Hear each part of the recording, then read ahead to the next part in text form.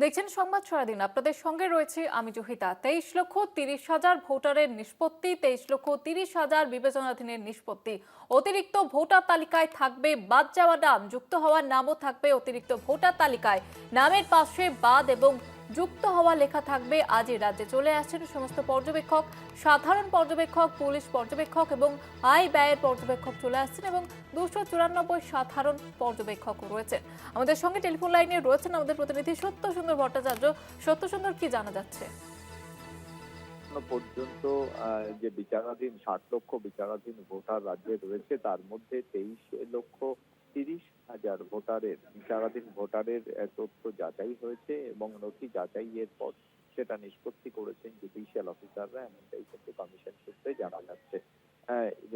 এর আগেও এর আগে একাধিকবার তৃণমূল কংগ্রেস, সিপিএম সহ বিভিন্ন রাজনৈতিক দল তারা সাপ্লিমেন্টারি তালিকা প্রকাশের কথা বলেছিল।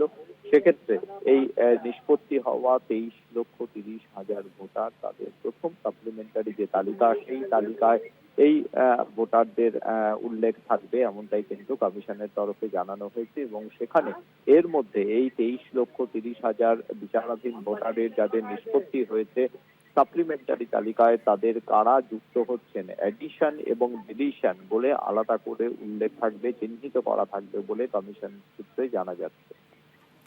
সঙ্গে থাকো সত্য সুন্দর।